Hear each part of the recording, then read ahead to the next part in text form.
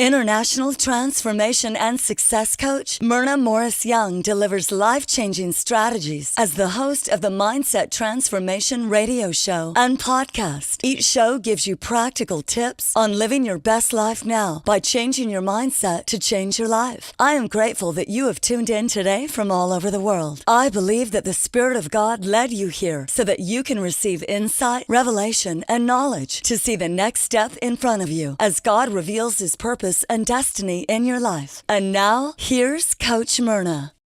Welcome to the Mindset Transformations radio show. I'm your host, Coach Myrna. And this week, we have a fabulous guest on our show, talking about a subject that is near and dear to most of our hearts. Our topic today, it's not about willpower, how to lose weight without dieting. So stay tuned because you are in for some great information with Dr. Nina Savelle-Rocklin. But in keeping with the theme of my show, what I like to do in the beginning is to give you a tip of the week. And my tip of the week coincides with my guest and her topic.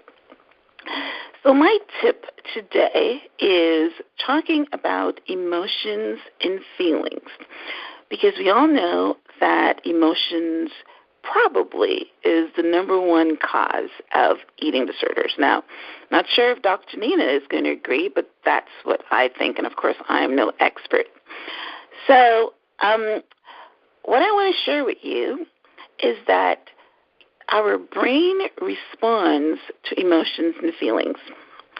And I think Dr. Nina is going to teach us today about how emotions affect our eating.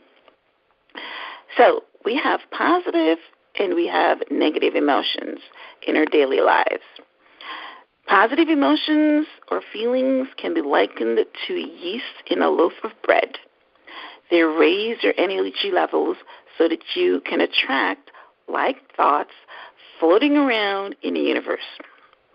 Thought impulses mixed with emotions are picked up quicker by infinite intelligence and acted upon.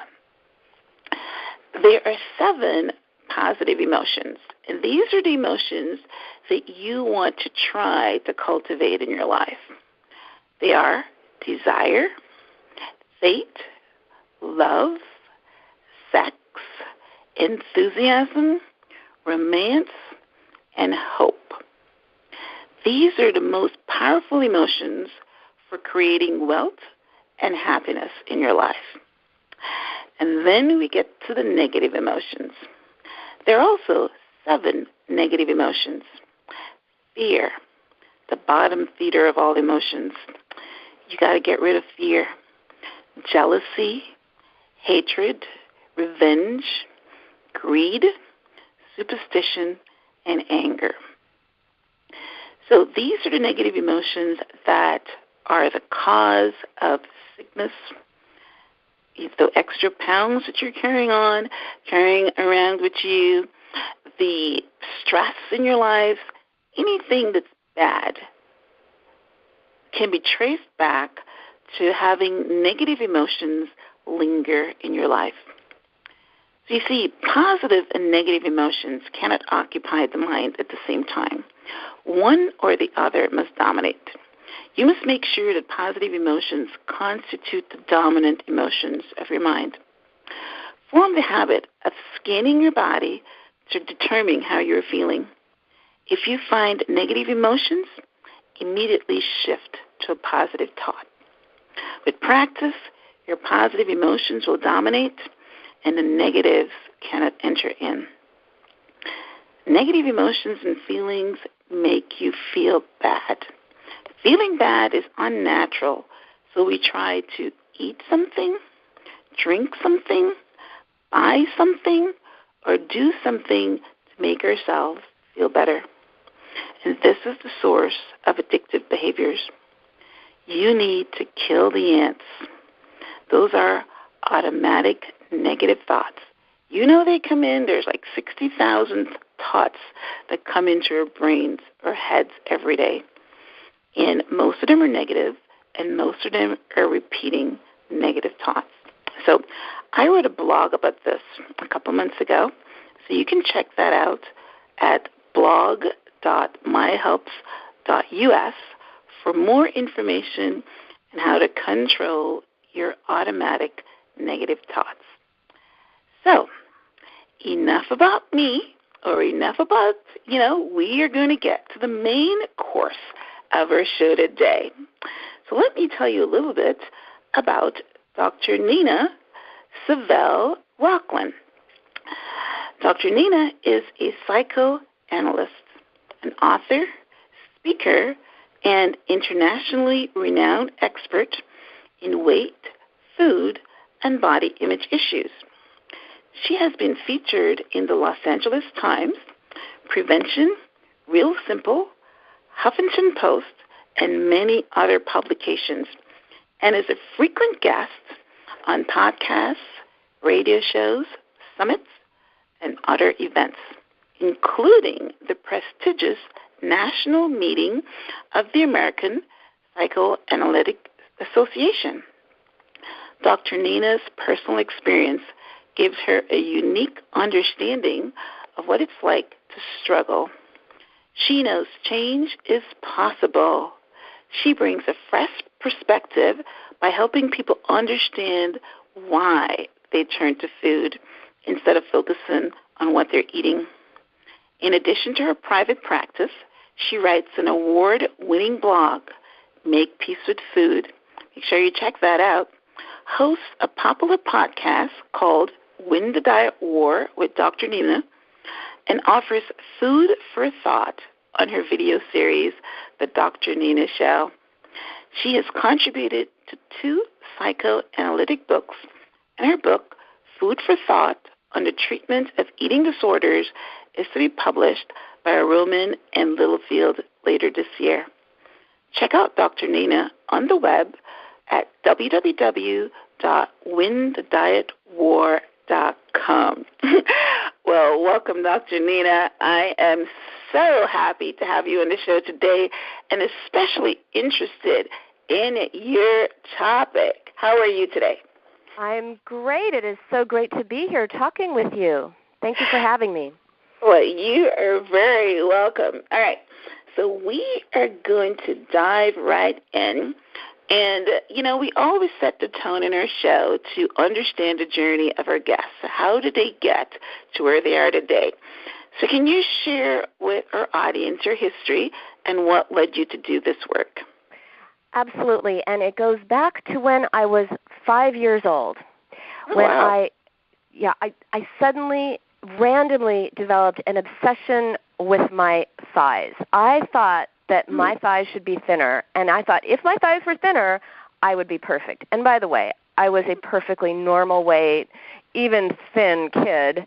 I wasn't watching any TV, and my mom and dad were more likely to read Time magazine than Glamour, so I wasn't getting any kind of media influences. But I became convinced that skinnier legs would somehow make me better, and this began an obsession that just got worse as I got older. And by the time I was an adolescent, I had full-blown eating disorder.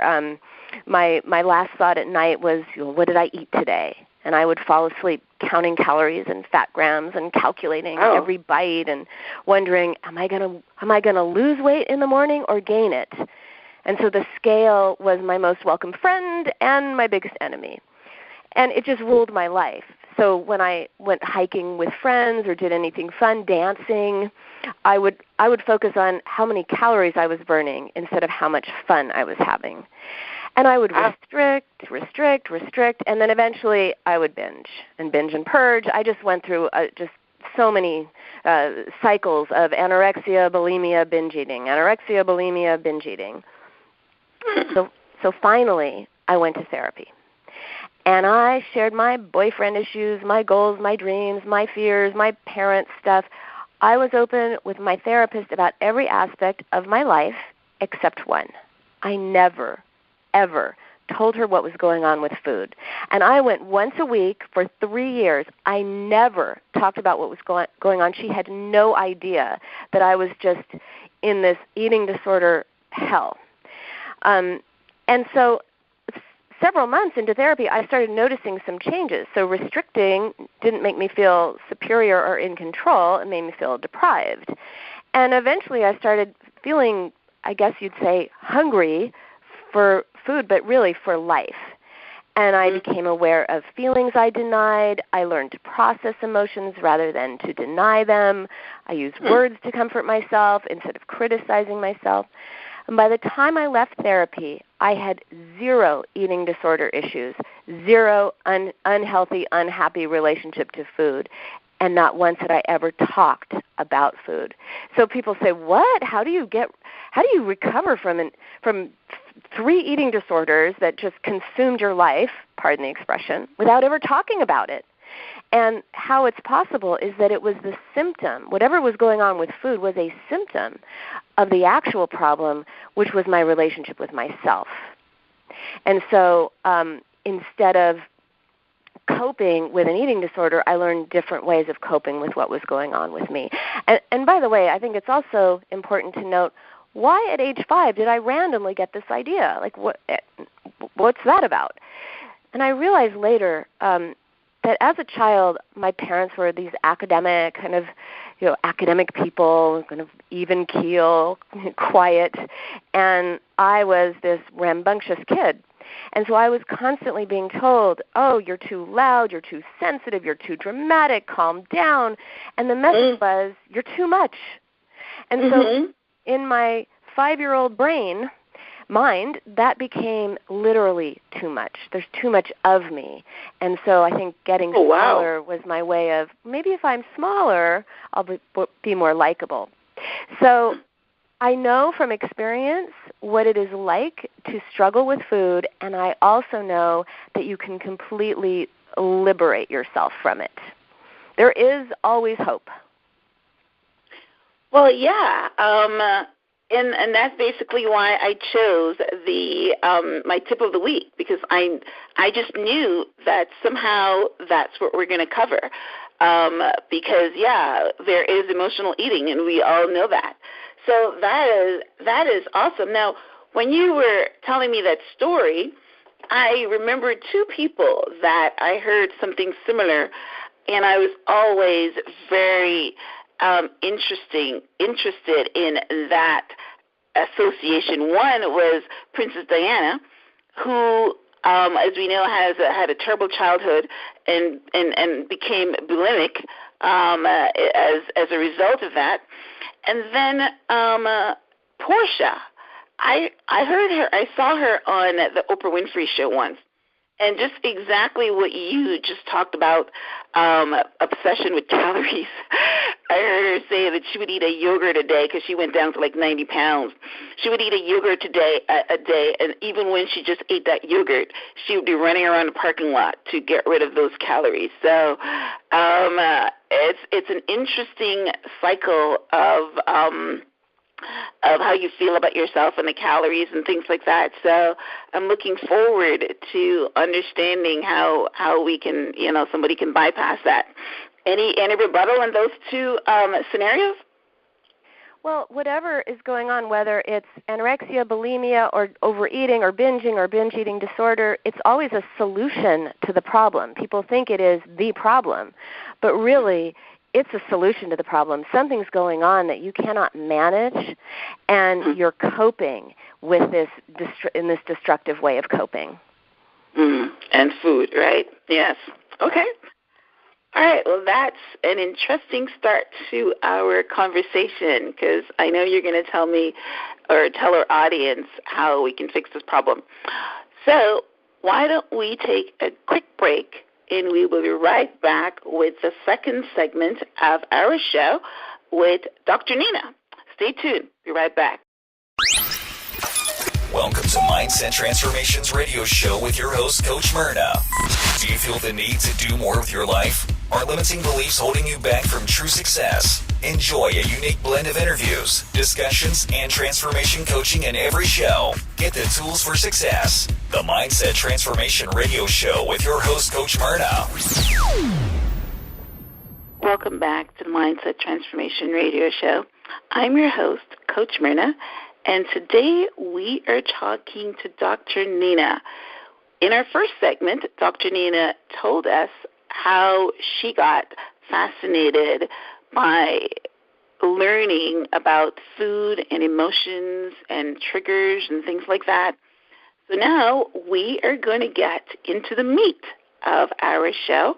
And I want to ask Dr. Nina, of course we know that every year there's a new fad diet, low carb, Atkins diet. I was on it, gluten-free. Now, I think the gluten-free is because a lot of people are now allergic to gluten. Paleo.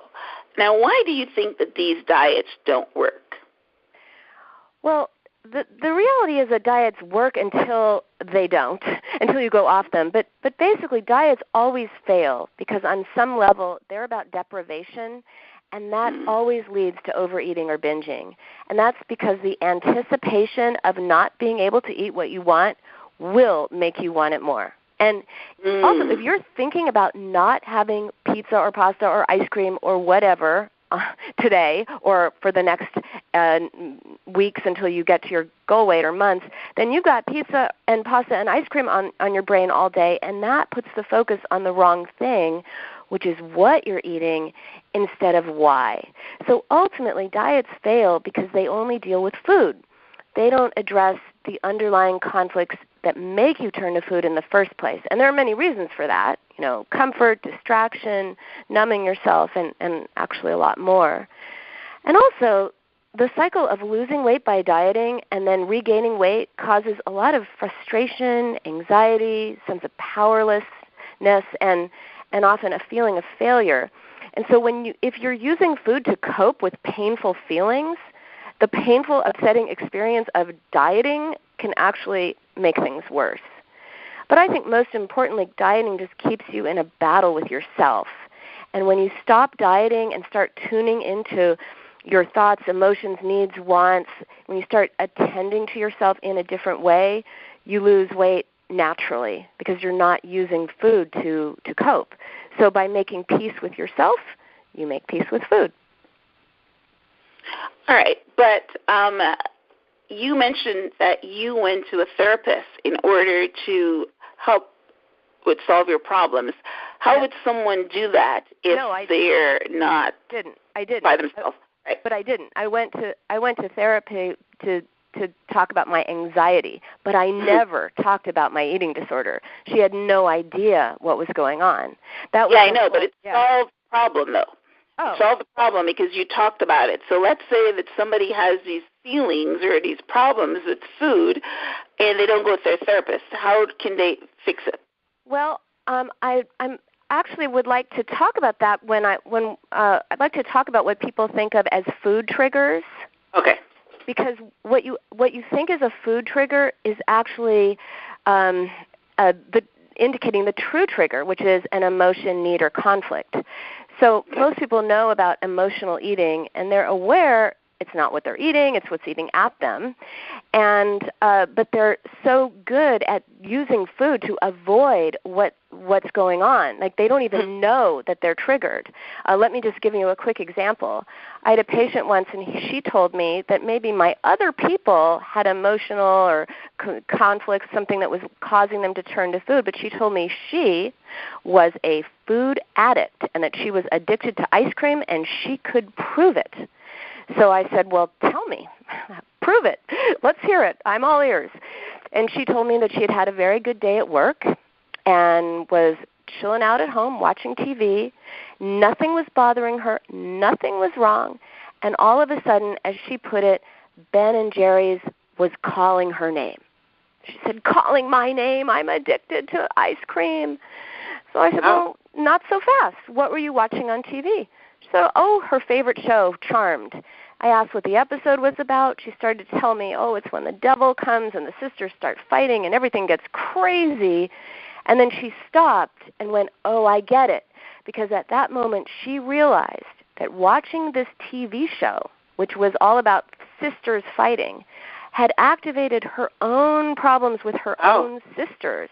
But before she could even reach conscious awareness of that, she went to ice cream to cope. So if we've been talking, and then she got mad at herself for eating ice cream guess who she's actually mad at? Her sisters. So you can see that if we had just focused on ice cream, we would have missed the whole true picture. So I developed this formula to help people figure out, what is eating at them, just as with this patient. So like her, foods that are sweet and smooth and creamy, like ice cream or frozen yogurt or pudding or something like that, those suggest a longing for comfort or soothing or nurturing. Foods that are filling, breads, pasta, cake, pizza, those are correlated to loneliness since they're bulky and they symbolically fill an internal void. So when you're lonely, you feel empty, you fill it with food, done, except not really. So if you crave those types of filling foods, that's a clue you may be feeling deprived or lonely in some way, and you're using food to fill up. Foods that are crunchy, like chips or pretzels, anything with a crunch, that is associated with anger. So if those are the ones you turn to the most, that indicates that you may be angry, frustrated, annoyed, or some type of anger that you're taking out on food, and then you're probably getting angry at yourself for eating it, when maybe that anger belongs elsewhere. So the first key is to recognize, well, what is it that you're feeling? And then you cannot think away feelings, you cannot stuff down feelings, you cannot drop feelings, you cannot really positive think feelings away. First you've got to acknowledge them. Like where positive thinking comes in and what you were saying earlier was these negative feelings, you've got to let them go, and I agree. But how do you do that? So the first thing is to recognize them. There's a lot of power in saying, yes, I feel this way, and of course I feel this way. And, talk to yourself, and then talk to yourself in a supportive way, which I will get to a little bit later. But first you got to know what's going on inside. And so what your main go-to food is, because everyone usually has one.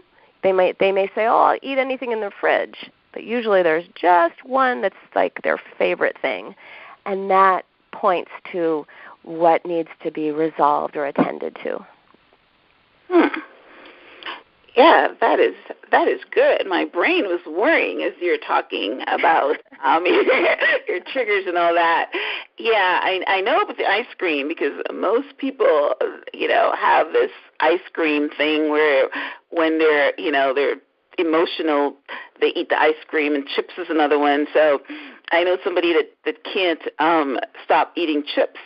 And I think I heard Oprah said the same things, and you're saying that that's an anger. So these are all good things to know. And in coaching, what we do is teach awareness and teach consciousness. So, yeah, that's very important to know. The first time I've heard about the bread and pasta, which means that you're lonely and it's trying to fill you up kind of thing, because there's a lot of people that, that one of my clients tells me that she can't stop eating bread as well. So, wow, that is good to know that certain foods indicate what it is that you are unconscious trying to fill.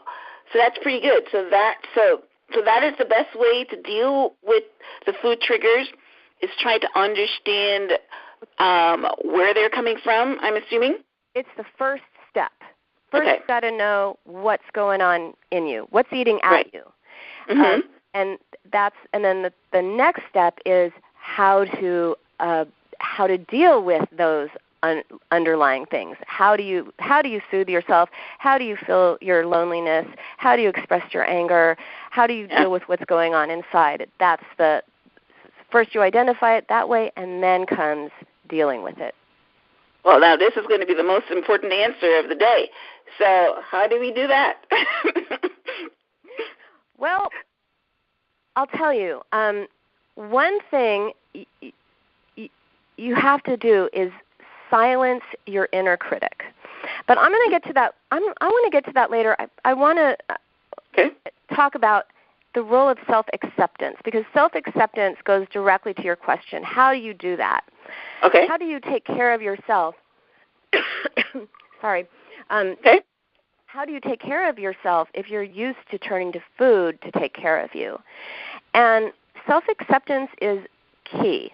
And I want to define self-acceptance, which means balancing different parts of yourself, holding on to the things you like along with the things that you'd like to change. And it is the cornerstone of your relationship to yourself and to others, because if you are self-critical and self-judgmental to yourself, then other people who are critical and judgmental of you may just seem like people who know you really well.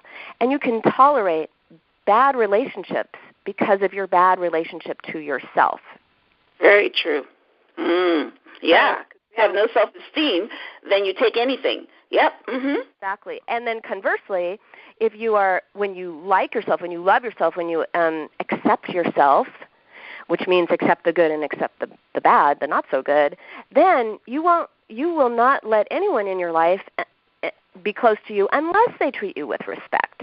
Because when you have self-respect, that's what you have an appropriate demand from others, self-respect. So all this notion of self, right? One of the things that I've realized in my work is that often when people think of their selves, they actually think only of their bodies. I had a woman told me that she told me she was the queen of self-care. That was how she described herself. So why wasn't she feeling better? And she told me how she got manicures and facials and had her hair blown out and mani-pedis and all that. And she's like, I'm the queen of self-care. Why am I not happy? I said, well, that's not self-care. That's grooming. And you're not happy because you're not nice to yourself. And she said, well, what other self is there? She's not looking after the internal, just the external. Exactly. Okay.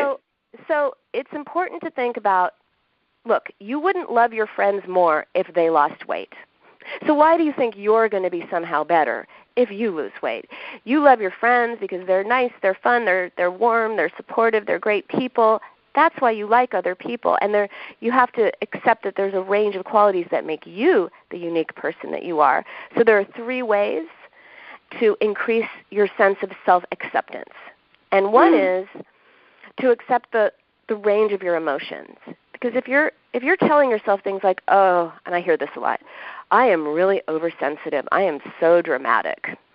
Well, this comment attacks your feeling self. The message is, oh, I'm just too much for anyone to handle, or my feelings are a burden to others, kind of like when I was 5, that was the message that I was getting. And we live in a society that turns normal human reactions into something negative and bad. And we're always being told, be strong, don't give in to your emotions. You know, if you're sad, take an antidepressant. If you're anxious, there's a pill for that too. Even if you're angry, go to anger management class.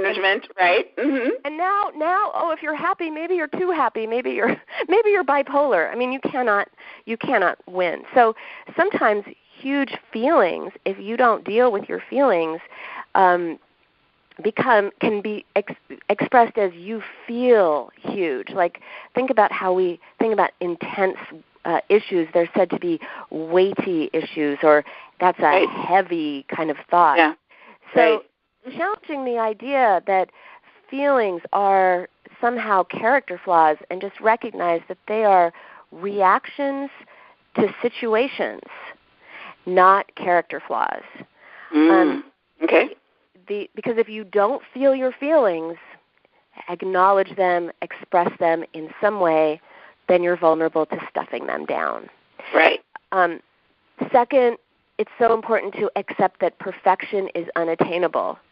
People say things all the time. I hear, oh, I can't stand my gross, squishy stomach. Oh, I'm so disgusting. Oh, my thighs are awful. I mean, the way they talk about themselves is horrible.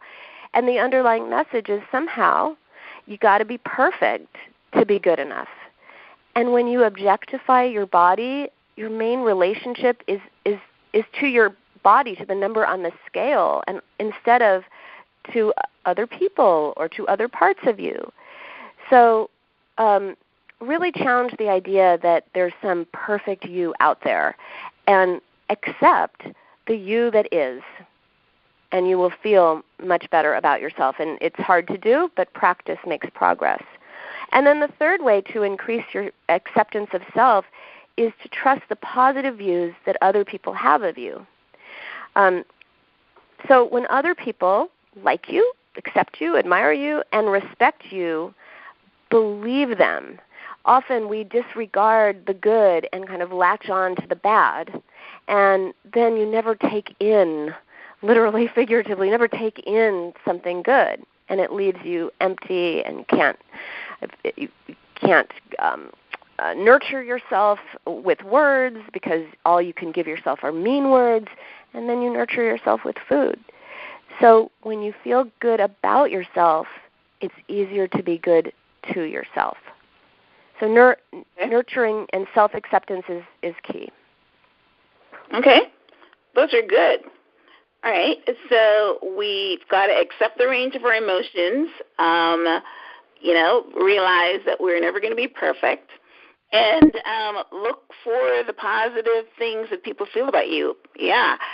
That is, that will take some work because normally, if somebody you're talking about your story with your tights, when you're looking at them, or you're looking into the mirror or something, a lot of times what you see is not what other people see. So it's good to, you would say I'm fat, and some people will say, you're not, or you would say you're too skinny, and some people will say you're not. So what you're suggesting is take, how other people feel about you and not necessarily what you see. Is that it? Yeah, and yep. Often we have this filter that we filter out the good and focus on the bad.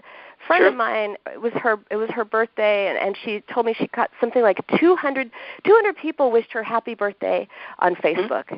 And she said, that was nice, but I can't believe that so-and-so didn't wish me happy birthday on Facebook, right? So here's 200 people who said happy birthday, and what is she thinking of? The one person that didn't, right. Exactly. Mm-hmm. And when you realize you have that filter, and then you can start recognizing how much you filter out, then you start letting it in. Yeah. Right. Okay. So that's good. All right. So if our listeners want to make the change, what are some of the things that they can do to create this change of, I'm assuming that we're talking about self-respect and self-esteem. Yes. I'm going to give you a practical thing to do right away, and I'm going to give you some new ways of relating to yourself that will take practice, but they are effective. So the first thing that you can do, the most practical thing that you can do is throw out your scale. That bathroom scale is a tyrant.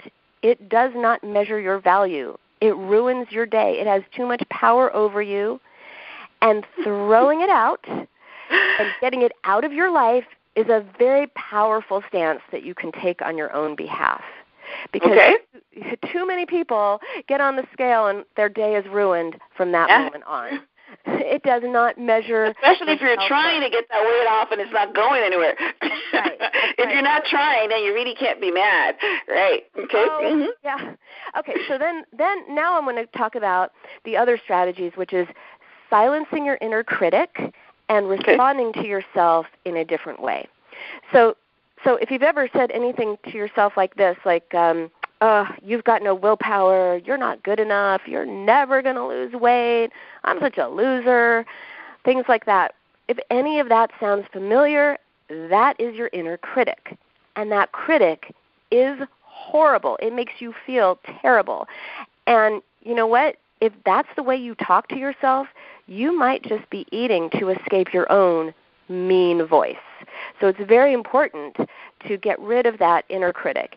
And one quick way of identifying it is to catch when you talk to yourself in second person, like when you say, you're a loser, rather than I'm a loser. Someone was recently said this last week.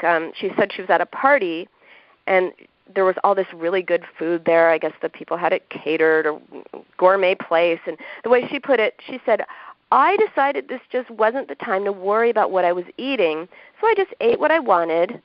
And afterwards I thought, you are such an idiot. You're never going to lose weight. I can't believe you did that. So notice the way she talked to herself. She switched from, I ate what I wanted, to you. And when I asked her to say, "I'm such an idiot," she couldn't do it. She said it felt too harsh. And she was right. It was harsh. So as you can see, just changing the way you talk to yourself, just using a simple change of word, first person rather than second person, can be very powerful. So instead of being critical, you have to learn to be kind to yourself. And you do that by responding to yourself in comforting, soothing, acknowledging, and validating words instead of food. And we talk about comfort food, but when we talk about that, we're really expressing a wish to be comforted. So a good rule of thumb is this, with just one last word about the critic. If you wouldn't say it to a friend, a child, or someone you loved, don't say it to yourself. So imagine you have a friend who's upset. So maybe they had a fight with their husband, or they had a bad day at work, whatever the case, they're upset. And do you say to them, "Oh, you're upset. Here, eat this pizza until you feel sick"? No, of course not. You would say something like, "Oh, I'm sorry. That's really tough. I'm sorry you had a bad day. How can I help?" Which sounds good, right? But the first way is exactly how most people talk to themselves. "Oh, I'm upset. Oh, let me eat something. I don't want to feel this." Instead of acknowledging it, you need to acknowledge what you're feeling and asking yourself what you would need. And I promise you, it is much more effective and feels much better than calling yourself names. Another way to be nicer to yourself is to really take care with your tone. So the same words can feel very different depending on what tone you use. Now, one of my patients came in, and she told me that she had tried talking to herself, and it didn't work. She's like, "I tried it. It didn't work at all. That doesn't work." Can you just tell me what you said? Just tell me exactly what you said to yourself and how you said it. And this is what she said. She goes, "All right, I said to myself, I'm all right. This won't last. It'll be okay." Well, no wonder she didn't feel better. That is not very comforting. Kind of a flat, cold tone does not help. But you can say the same words in a different tone, and it feels completely different. You could say, "I'm all right. This won't last. It will be okay." Right? Tone is essential. I just said the same thing she said, but in a different way, just a different tone, and in a comforting tone, right? Yeah, okay, I got you. Yeah, a soothing tone feels like a verbal hug. So if you're upset and you say to yourself, "Oh, get over it," or "I don't want to," just stop it. That's not going to help. And there's the ice cream. If you're upset and you say, "Yeah, you know what? I'm upset. This feels bad. I'm not going to always feel this way, but of course I do. What do I need right now? How can I help myself? Do I need to, watch some cozy TV show like Friends?" Or, that's what Friends is like. "Oh, you can't watch Friends and be upset." True. Yes. What do I need? Then you're responding to yourself with words instead of food. So talk to yourself as you would talk to someone you care deeply about. And by stopping criticism and cultivating interest and support and kindness, you comfort yourself with words, you support yourself with words, and when that happens, you don't use food for comfort. Well, that's pretty good on several levels. One, we're talking about not making you reach for that food.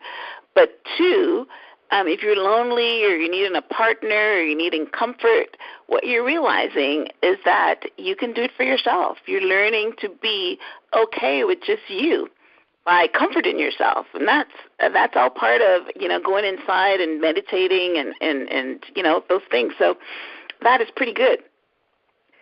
I'm glad you think so. It does help. It does help. It feels awkward at first. Like any change, it feels awkward. Like the first time you do anything, whether you learn to play the piano or go to the gym. It feels awkward. It feels weird. You got to think a lot. It feels wrong. It even hurts. And then eventually, the more you do it, the more automatic it comes. And then you just sit down at the piano and play, and you're not thinking. Or you go to the gym and you do whatever you do. You're not thinking. So you can completely change the way you respond to yourself, and it becomes very organic. It doesn't feel that way at first, but it will. It's true. It does get easier. Anything, even the automatic negative thoughts. In order to get over those negative feelings, you've got to, when you get them, replace them with something positive. Reach for better thoughts. So it's the same thing. It's going to take practice, and then all of a sudden, the muscle is going to be there, and you're going to see change. So that's awesome. All right, now let's ask about a lot of people lose weight and gain it back, or they're always in a yo-yo diet cycle. What causes people to sabotage their weight loss efforts? There are 5 main reasons for diet sabotage, and I'll talk about a couple of them. One of them is fears of expectation, fears of failure, fears of objectification, impulsivity, and the last one, which is going to surprise you, I won't name it yet. So fears of expectation is a lot of people have big expectations of what's going to happen after they lose weight.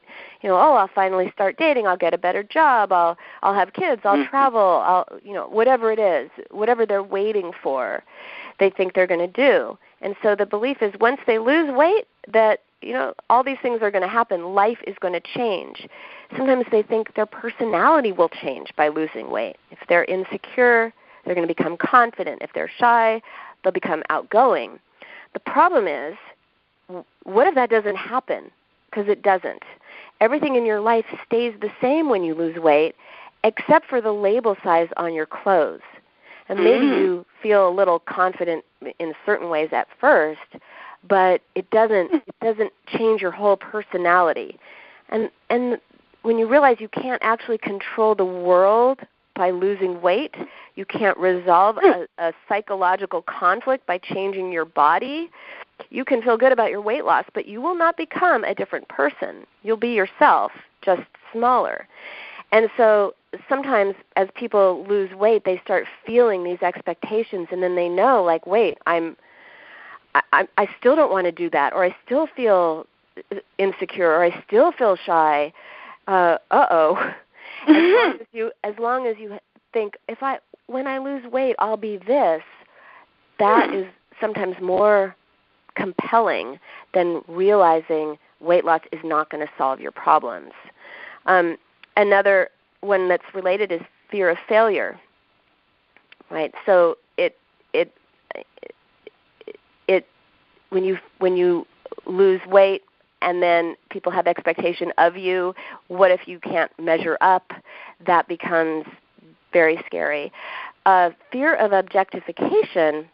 I've had a couple of people who've said this to me, but the most poignant one who said it was a 13-year-old girl who was maybe 200 pounds overweight. Wow. And she said to me, she told me eventually she was afraid to lose weight. And she said, well, bad things don't happen to fat girls. Oh, wow. Yeah. And there's this sense of when people lose weight, that they'll be objectified, they'll be sexualized, people will like them for their bodies and not for themselves. They could be attacked. I mean, all of these reversal of the norm.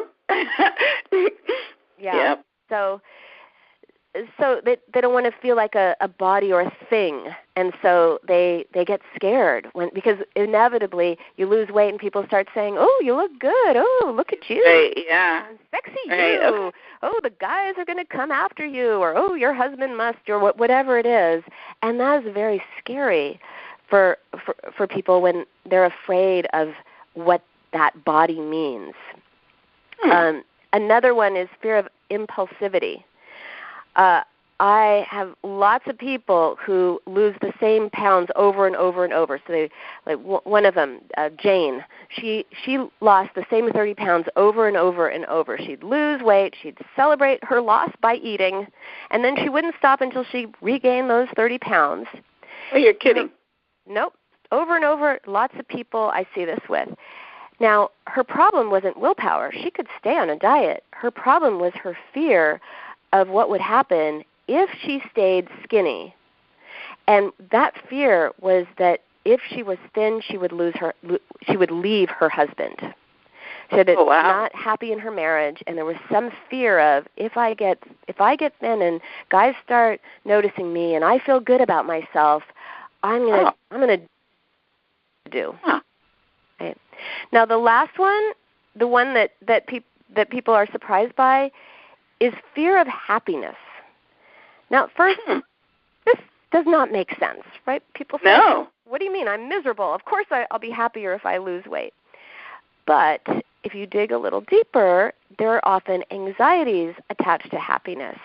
Lots of people are afraid to be, quote unquote, too happy in case it's taken away from them. You know, like the rug's going to be pulled out from under their feet, as if by daring to be happy, they're inviting punishment from the universe. Wow. So as long as they're not too happy, no one can take their happiness away, right? It's not logical, but it's psychological. And then there's also sometimes there's a positive meaning associated with unhappiness, like true artists must suffer, or it's noble to suffer. It makes you a better person. And so then when you start to get really happy about your weight loss and feel really good about yourself, another part of you can say, "Oh, you're getting a big head. Who do you think you are?" You know. So I find that fear of happiness is a big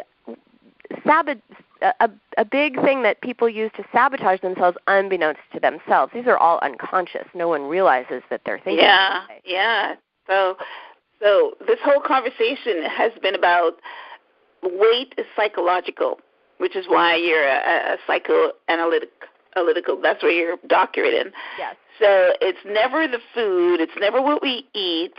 It's all psychological. Yes, when you are using food to resolve a psychological conflict. You know, some people overeat because they don't know about portion size, or they don't know what's healthy or what's unhealthy, which seems hard to believe in this day and age, but it's true. Right. That's not what I'm talking about. I'm talking about when you're eating to cope with something. Yeah. Many, many people. Yes. Women especially, correct? Women, but many men. I treat a lot of men, and I treat people from 20s through 70s, and I see a lot of guys in their 40s, 50s, 60s who've been struggling with food one way or another for decades, but they always thought it was a women's issue, so they're finally starting to come forward and try to get some help. It's a human issue, but yes, it is much more with women. Prevalent with women. Okay. Well, that was great information. Let's take our last break, and we will be right back with Dr. Nina. Stay tuned. If you are listening to this broadcast, it means that you are hungry for growth, hungry for change, hungry for insights, revelation, and knowledge. Whatever you need in your life, you will receive it today. For the past 20 years, Myrna has been an entrepreneur. As past CEO of Royal Livery Limousine Service and now CEO of My Helps Coaching and Consulting Services, Myrna has achieved good success. Awarded Entrepreneur of the Year, Myrna knows what it takes to help you be successful. Myrna helps her coaching clients to design a practical plan to close the gap of where they are today and where they would like to be tomorrow. In business, relationships, health, or career goals. That is why Myrna is offering a free 1-hour strategy session valued at $150, totally free. No strings attached. If you are listening right now, go to www.myrnayounghelps.com/contact.us and sign up now for a free session with Coach Myrna. She has helped business owners and other clients just like you overcome their obstacles and set them on a path to success. Take advantage of this offer today. Go to www.myrnayounghelps.com/contact.us right now. Welcome back to the Mindset Transformation Radio Show. I'm your host, Coach Myrna, and today we have been speaking with Dr. Nina, and we have had a great conversation on using food to stuff our emotions. You know, we talked about 3 ways to help with your range of emotions, perfection, some positive views. Then Dr. Nina gave us some practical tips. One of them is throw out that scale. It has too much power. And then we talked about silence in your inner critic. And never, the way you talk to yourself, the tone that you use to talk to yourself. So we went through all the psychological reasons that, so that you can not use food as a way to feel better, which is basically what I was talking about in the beginning of the show. So as we wrap up now with Dr. Nina, I know that you have a book that's coming out. You've got a blog. You've got a website. So tell our audience how they can get some more of your great information.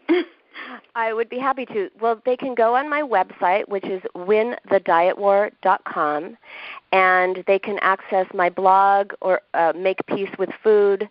They can go on iTunes and access my podcast, Win the Diet War with Dr. Nina. And they can go on YouTube and do a search for The Dr. Nina Show, Lose Weight Without Dieting. And they can contact me through my website if they have any questions. I also have an online program, and I answer all my emails personally. Maybe not, may take a little bit of time for me to get back to you, but I really believe in answering everyone who writes to me. So if you have any questions, feel free to email me through my site. Okay. That is awesome. And yes, and you have your book that's going to be coming out, I think you said, is it the end of the year? It's coming out in December. It's called Food for Thought. Okay. Awesome. And obviously that's going to be available on Amazon? Yes. All right. Well, as we wrap up, I want to thank you so much for being on the Mindset Transformation Radio Show, Dr. Nina. And you have definitely transformed our mind on food. We all think that, using food as far as dieting, I could sworn you were going to be talking about, some other issues about why people don't stay on diets. And we're all understanding now that it's all psychological. It's how you think about yourself. It's all emotional eating, of course, or, some people, the greedy ones, but we're not. That's not what we're talking about here. So, yes, become conscious, understand why you're doing something.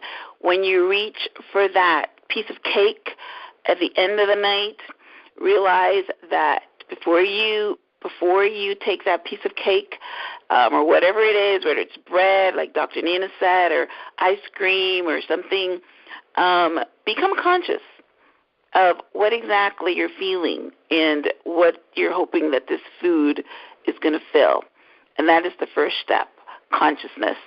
And then, of course, you can get some other information from Dr. Nina. Of course, we only talked here for about 45 minutes, but there's lots of questions that you can ask her if you have some specific things. So, again, thank you, Dr. Nina, for being on our show. And I hope that that our audience was able information. Tune in next week to the Mindset Transformation Radio Show at this time at 5 p.m. every Wednesday. You can also reach me my shows as well on my YouTube channel. Search for My Helps. or you can visit my website, which is myrnayounghelps.com, and that website would have all the list of all my shows and my video blogs. So once again, thanks for tuning in, and you guys have yourself a